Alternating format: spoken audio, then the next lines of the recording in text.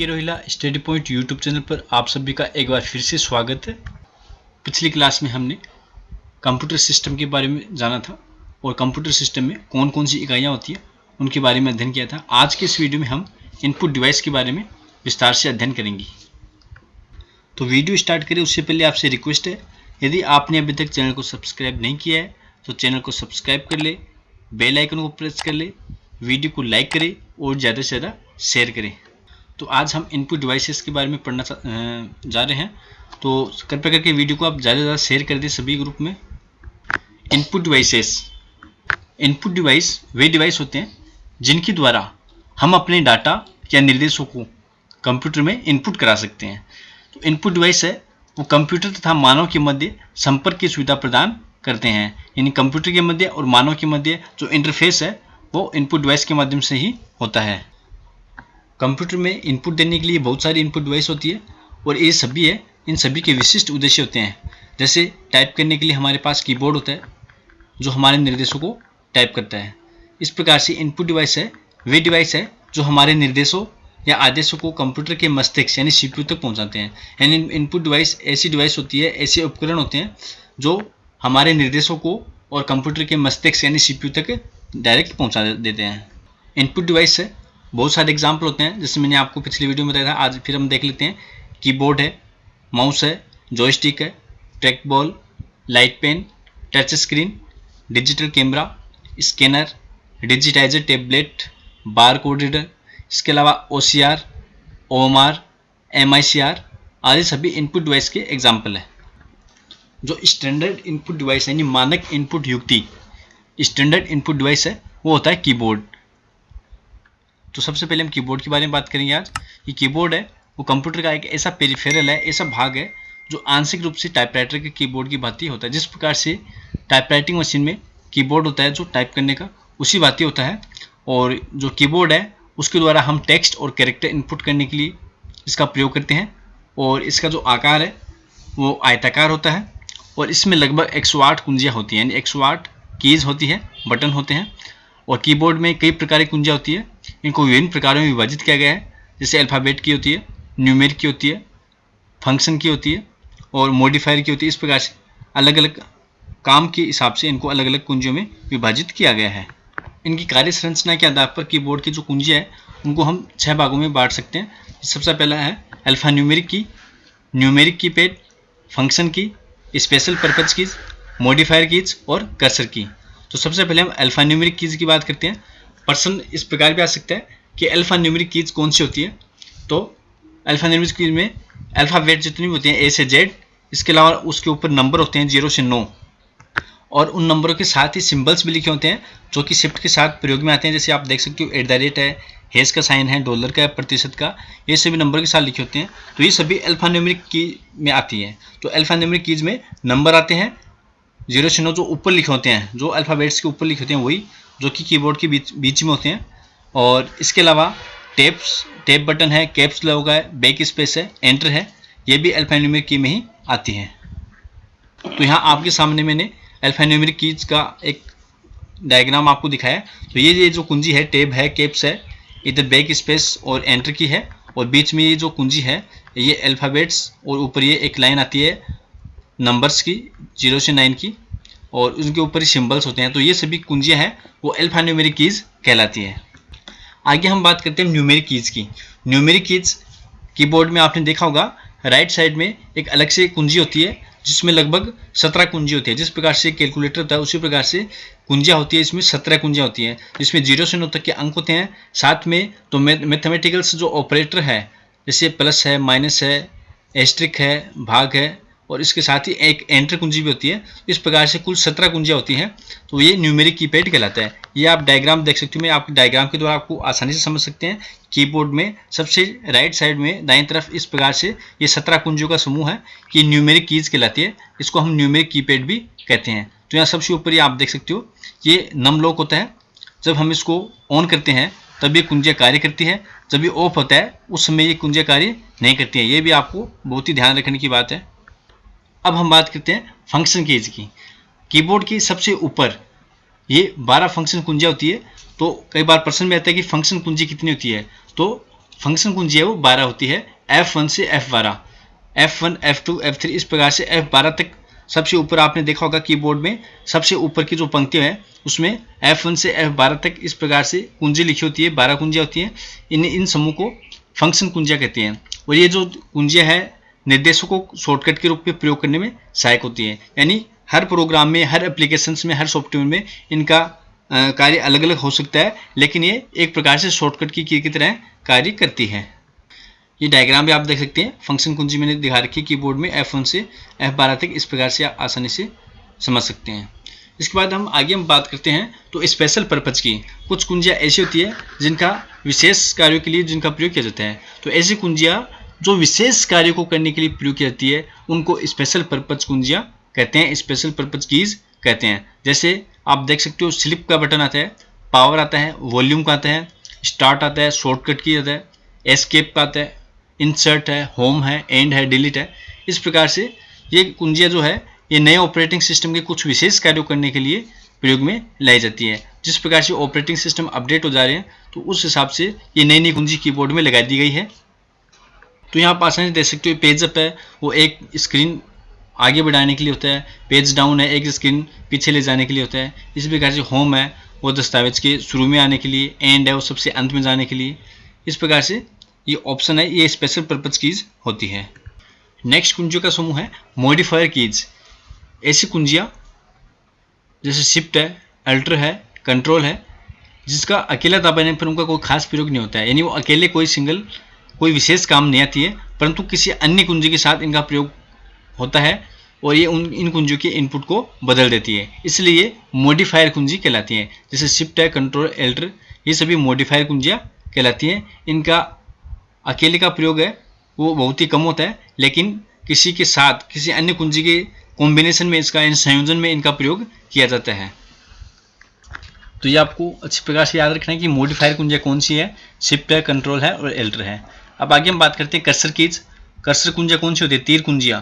जो ये 4 कुंजियाँ होती हैं आप देख सकते हो, अप एरो की, डाउन एरो की, लेफ्ट एरो की और राइट एरो की। ये कर्सर की कहलाती है। 4 प्रकार की होती है और इनका प्रयोग स्क्रीन को मूव कराने के लिए होता है। कोई भी स्क्रीन का जो पार्ट्स है उसको हम अप, डाउन और लेफ्ट राइट में आसानी से कर सकते हैं। यहाँ एक महत्वपूर्ण बात मैं आपको बता देना चाहूँगा कि टॉगल की, कई बार परीक्षा में प्रश्न आता है टॉगल की क्या है।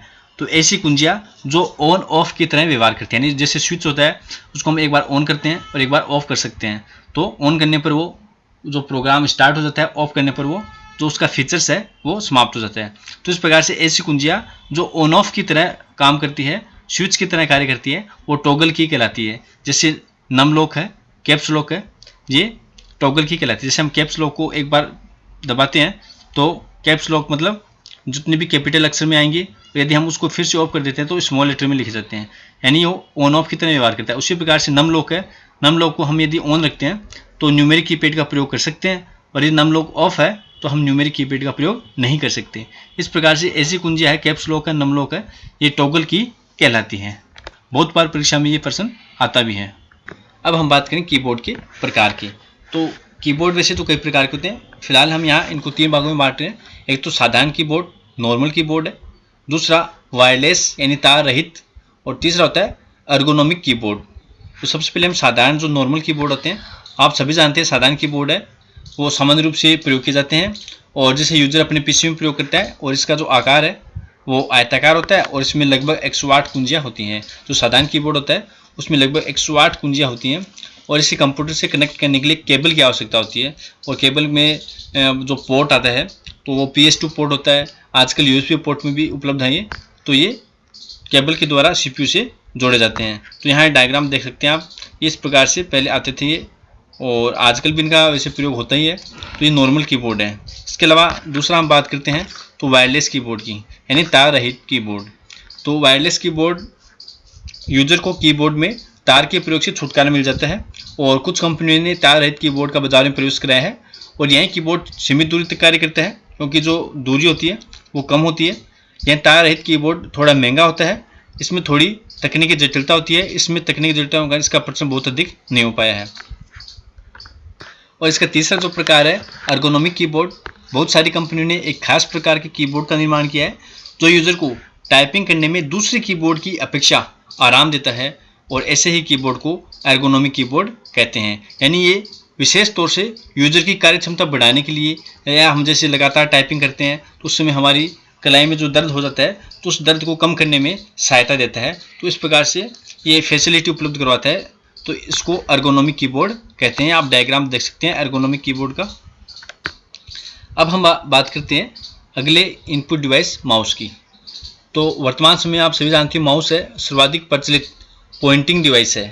जैसे कि इनपुट डिवाइस तो है ही, लेकिन साथ में पॉइंट करता है कि स्क्रीन पर एक आकृति होती है, तीर जैसी आकृति, जिसको हम माउस पॉइंटर कहते हैं, और उसी को कंट्रोल करने के लिए हम माउस का प्रयोग करते हैं। तो माउस एक प्रकार से पॉइंटिंग डिवाइस है। कैसी डिवाइस है? पॉइंटिंग डिवाइस है। तो आपको कन्फ्यूजन नहीं होना है। इनपुट डिवाइस तो है ही, इनपुट डिवाइस आप सभी जानते हो कि जिसके माध्यम से हम कंप्यूटर में निर्देश देते हैं, डाटा एंटर करते हैं, वो सभी इनपुट डिवाइस है। साथ ही में जो माउस है वो एक पॉइंटिंग डिवाइस भी है। इसका प्रयोग चित्र या ग्राफिक्स बनाने के साथ साथ किसी भी बटन या मेन्यू पर क्लिक करने के लिए भी किया जाता है। इसकी सहायता से हम कीबोर्ड का प्रयोग किए बिना भी अपने पीसी को कंट्रोल कर सकते हैं, यानी कंप्यूटर को हम आसानी से चला सकते हैं कीबोर्ड का प्रयोग किए बिना भी। तो माउस में 2 या 3 बटन होते हैं। आजकल 3 बटन आते हैं, आप सभी जानते हो। एक लेफ्ट क्लिक होता है, दूसरा राइट क्लिक होता है, और तीसरा एक बीच में आता है, उसको स्क्रॉल की कहते हैं। स्क्रॉल करने का काम आता है, और साथ में उसमें क्लिक भी होता है। तो पहले जो माउस आते थे वो माउस के नीचे रबड़ की गेंद आती थी, एक बॉल आती थी, और जिसको सतह पर जब हम घुमाते थे तो उसके हिलने से, मूवमेंट से ही, और वो जो माउस की आकृति, जो तीर की आकृति होती है स्क्रीन पर, वो मूव होती थी। अब माउस में कौन कौन से इवेंट होते हैं, कौन कौन से कार्य होते हैं? तो एक तो क्लिकिंग होता है। क्लिकिंग का मतलब है लेफ्ट क्लिक का मतलब क्लिक से ही होता है। इसके अलावा डबल क्लिक, ये भी हम लेफ्ट क्लिक से करते हैं। और राइट क्लिक आप सभी जानते हो, राइट साइड वाले से राइट क्लिक। इसके अलावा ड्रैगिंग होता है। ड्रैगिंग का मतलब है कि किसी भी माउस के द्वारा एक आइटम को एक जगह से दूसरे स्थान पर हम मूव करा सकते हैं, ड्रैग करा सकते हैं, और यदि उसको ड्रैग करते समय कंट्रोल की का प्रयोग करेंगे तो उसकी कॉपी हो जाएगी। तो इस प्रकार से ड्रैग का जो ऑप्शन है, हम माउस के द्वारा आसानी से किसी भी चीज़ को ड्रैग कर सकते हैं। ड्रैग करने के लिए हमें क्या करना होगा? माउस के लेफ्ट क्लिक को उस आइटम पर रखते हुए, दबाए रखते हुए, और हम मूव करेंगे और दूसरे स्थान पर ले जाके उसको ड्रॉप कर सकते हैं। तो इस प्रकार से हम आसानी से माउस की सहायता से एक स्थान से दूसरे स्थान उसको मूव कर सकते हैं। उसके अलावा स्क्रॉलिंग भी माउस का कार्य है कि स्क्रॉल कर सकते हैं स्क्रीन को ऊपर नीचे। हम स्क्रॉल के द्वारा, एक स्क्रॉल बटन होता है, यहाँ आप देख सकते हो, एक स्क्रॉल बटन होता है। ये जो माउस में आता है यहाँ, ये गोल गोल जो बटन है यहाँ, ये स्क्रॉल बटन होता है। अब माउस के प्रकार की बात करते हैं।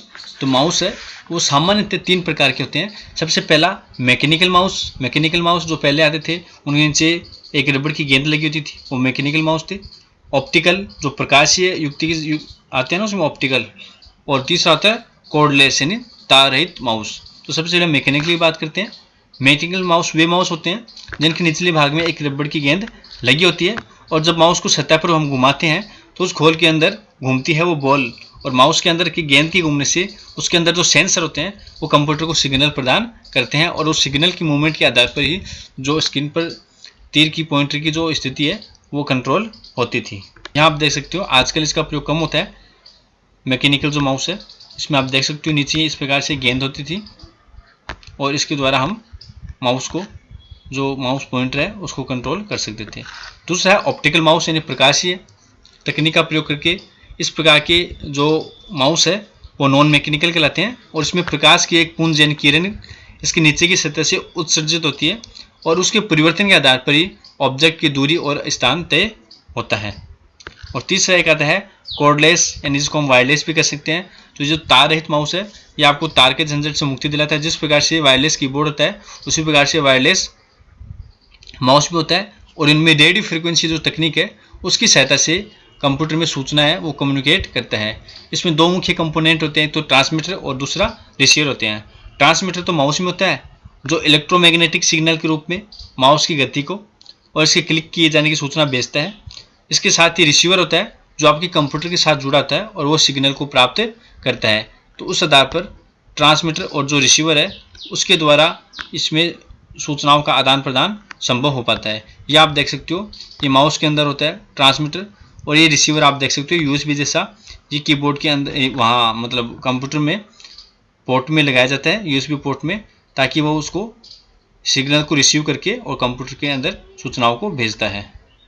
तो वायरलेस कीबोर्ड है, माउस है, वो दोनों ही रेडियो फ्रिक्वेंसी का प्रयोग करते हैं। नेक्स्ट हम बात करते हैं जॉयस्टिक की। तो जॉयस्टिक भी एक इनपुट डिवाइस है और ये डिवाइस है वीडियो गेम खेलने का काम आने वाला एक इनपुट डिवाइस है। इसका प्रयोग बच्चों द्वारा अपने कंप्यूटर पर गेम खेलने के लिए किया जाता है और यह बच्चों को कंप्यूटर सिखाने का बहुत ही आसान तरीका है। और कंप्यूटर के सारे जो गेम हैं वो कीबोर्ड द्वारा खेले जा सकते हैं, परंतु कुछ खेल ऐसे होते हैं जो तेज़ गति से खेले जाते हैं और इन खेलों में बच्चे अपने आप को सुविधाजनक महसूस नहीं करते, इसलिए जॉयस्टिक का प्रयोग करते हैं। जॉयस्टिक के द्वारा आसानी से गेम खेले जा सकते हैं। जैसे किसी गेम में कोई आकृति होती है जिसको बहुत तेज़ गति से आगे पीछे ऊपर जंप कराना होता है, मूव करवाना होता है, तो जॉयस्टिक की सहायता से आसानी से गेम खेला जा सकता है। आप देख सकते हो एक हैंडल होता है इस प्रकार से, और इसकी सहायता से आसानी से हम जो आकृति होती है गेम की उसको आसानी से मूव करा सकते हैं। अगली जो इनपुट डिवाइस है वो है ट्रैक बॉल। ट्रैक बॉल भी एक पॉइंटिंग डिवाइस है। जिस प्रकार से माउस होता है उसी प्रकार से ट्रैक बॉल भी माउस की तरह ही कार्य करती है, जिसमें एक उभरी हुई गेंद होती है, यानी ऊपर की ओर उभरी हुई इस प्रकार से गेंद होती है, और इस गेंद को ही इसमें कुछ बटन होते हैं और अंगूठे से या अंगुली से इस गेंद को घुमाया जाता है, जिसकी सहायता से जो स्क्रीन पर आकृति होती है, जो पॉइंटर होता है, वो उसको हम कंट्रोल कर सकते हैं। माउस को तो हमें मूव कराना पड़ता है, घुमाना पड़ता है, चलाना पड़ता है एक स्थान से दूसरे स्थान, लेकिन ये एक जगह रखा होता है, केवल हम बॉल को ही स्पर्श करके बॉल को घुमाते हैं, तो इसमें कम जगह की आवश्यकता होती है। नेक्स्ट जो इनपुट डिवाइस है वो है लाइट पेन।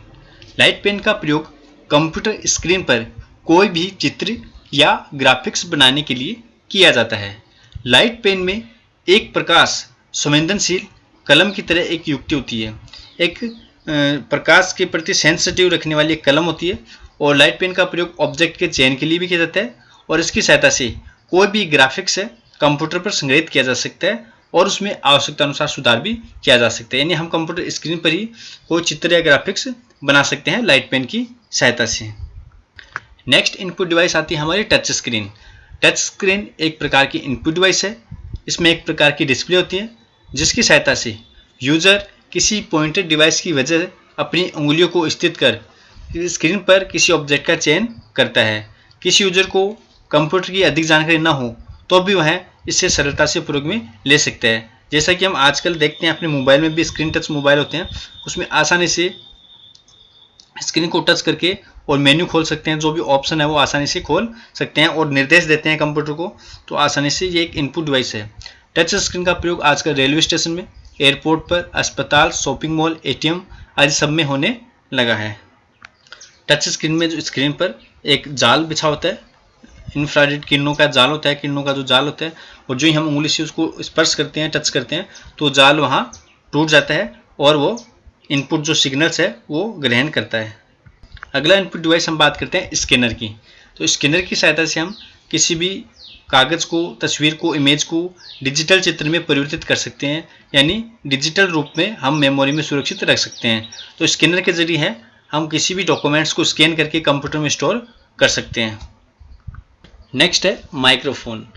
माइक्रोफोन भी एक इनपुट डिवाइस है जो कि साउंड को डिजिटल फॉर्म में कन्वर्ट करके और स्टोर करता है। जैसे आप ऑडियो रिकॉर्डर और वॉइस रिकॉर्डर को इस्तेमाल करते हैं, इनका एप्लीकेशन बहुत ज़्यादा है, यानी इनका जो प्रयोग है बहुत ही ज़्यादा मात्रा में होता है।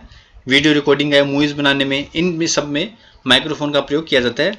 साउंड को रिसीव करता है और डिजिटल सिग्नल में कन्वर्ट करता है और स्पीकर के जरिए आउटपुट भी प्रदान करता है।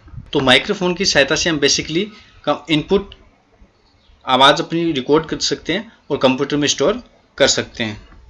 नेक्स्ट जो है वो है बार कोड रीडर, BCR यानी बार कोड रीडर। बार कोड रीडर का प्रयोग कोई भी, जो हम बाज़ार में जैसे शॉपिंग मॉल में जाते हैं तो वहाँ कोई भी वस्तु हम खरीदते हैं, कोई भी प्रोडक्ट खरीदते हैं, तो आपने देखा होगा उनके ऊपर कुछ लाइनें होती हैं, इस प्रकार से ब्लैक वगैरह लाइन होती है, कुछ मोटी होती है, कुछ पतली होती है, और उनके नीचे एक कुछ नंबर्स लिखे होते हैं। इन लाइन्स में, इन कोड में कुछ सूचनाएं छिपी रहती है, जैसे उस वस्तु की कीमत है, उससे संबंधित अन्य सूचनाएं, जैसे कि प्रोडक्ट की क्वालिटी है, प्रोडक्ट के नंबर है, इस प्रकार से आदि जानकारी उसके अंदर छुपी रहती है। तो BCR का प्रयोग करके, बार कोड रीडर का प्रयोग करके हम उसको स्कैन करके, उस बार कोड को स्कैन करके, और जो सूचनाएं हैं जो उसके अंदर छिपी हुई है, जैसे उसकी कीमत है, वस्तु की क्वालिटी है, उसके नंबर है, प्रोडक्ट कोड है, ये सूचनाएं सीधे ही कंप्यूटर में इनपुट हो जाती है।